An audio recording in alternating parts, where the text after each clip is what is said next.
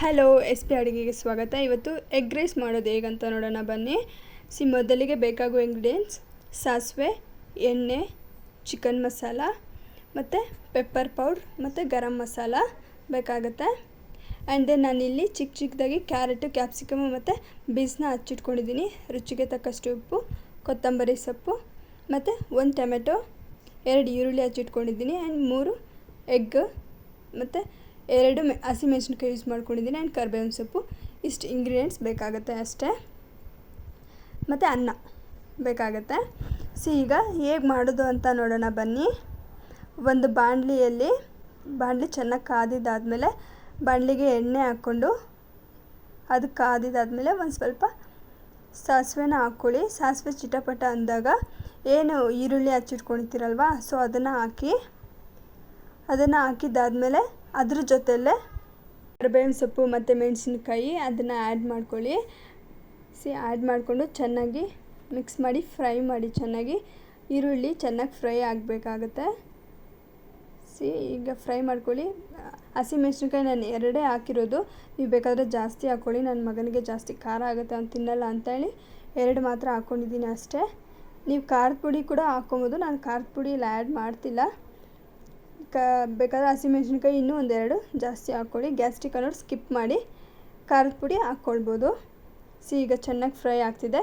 ಈಗ ಏನು ಹಚ್ಚಿಟ್ಕೊಂಡಿದ್ದೀರಲ್ವ, 1 ಟೊಮೆಟೊ ಅಷ್ಟು ನಾನು ಹಾಕ್ಕೊತಿದ್ದೀನಿ. 1 ಟೊಮೆಟೊ ಮತ್ತು ಗೊಜ್ಜಿಗೆ ಬೇಕಾಗೋರಷ್ಟು ಉಪ್ಪನ್ನ ಆ್ಯಡ್ ಮಾಡ್ಕೊತಾ ಇದ್ದೀನಿ. ಅದನ್ನು ಚೆನ್ನಾಗಿ ಮಿಕ್ಸ್ ಮಾಡಿ ಫ್ರೈ ಆಗಲಿ.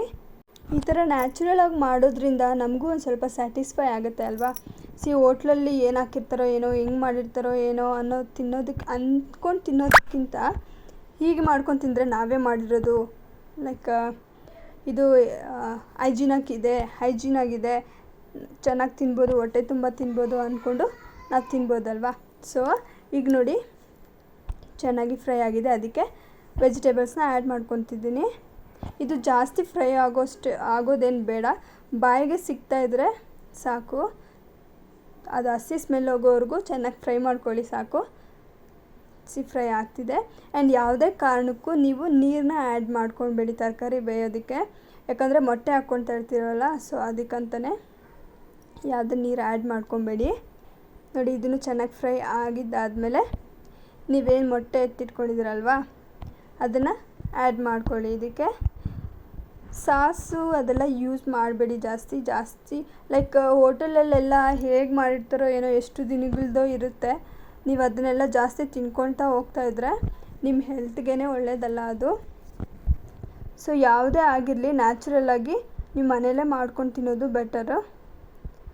ಈಗ ಮೊಟ್ಟೆ ಪಲ್ಯ ಥರ ಆಗಿದೆ. ಈಗ ಅದಕ್ಕೆ ಅನ್ನನ ಆ್ಯಡ್ ಮಾಡ್ಕೊಳ್ಳೋಣ ನಾವು. ಚೆನ್ನಾಗಿ ಮಿಕ್ಸ್ ಕೊಡಿ. ಮಿಕ್ಸ್ ಚೆನ್ನಾಗಿ ಮಾಡಿದ್ದಾದಮೇಲೆ ಅದಕ್ಕೆ ಏನು ಚಿಕನ್ ಮಸಾಲ, ಗರಂ ಮಸಾಲ ಮತ್ತು ಪೆಪ್ಪರ್ ಪೌಡ್ರ್ ಏನಿದೆ, ಕೊತ್ತಂಬರಿ ಸೊಪ್ಪು ಎಲ್ಲ ಹಾಕಿ ಜಸ್ಟ್ ಫುಲ್ಲು ಎಲ್ಲ ಮಿಕ್ಸ್ ಮಾಡಿ ಅಷ್ಟೇ. ಎಗ್ ರೈಸ್ ರೆಡಿ ಆಗುತ್ತೆ. ನೋಡಿ ಎಗ್ ರೈಸ್ ತುಂಬಾ ಚೆನ್ನಾಗಿರುತ್ತೆ. ಈ ಥರ ನೀವು ಖಾರದ ಪುಡಿ ಬೇಕು ಅಂತಂದರೆ ಹಾಕ್ಕೊಳ್ಳಿ. ನೋಡಿ ಯಾವುದೇ ಕಲರ್ ಇಲ್ಲ ಆ್ಯಂಡ್ ಯಾವುದೇ ಸಾಸ್ ಕೂಡ ನಾನು ಯೂಸ್ ಮಾಡಿಲ್ಲ, ಬಟ್ ಟೇಸ್ಟ್ ಮಾತ್ರ ತುಂಬಾ ಚೆನ್ನಾಗಿರುತ್ತೆ. And thanks for watching. ನಿಮಗೆ ನನ್ನ ವಿಡಿಯೋ ಇಷ್ಟ ಆದರೆ ಪ್ಲೀಸ್ ಸಬ್ಸ್ಕ್ರೈಬ್ ಮಾಡಿ. Thank you.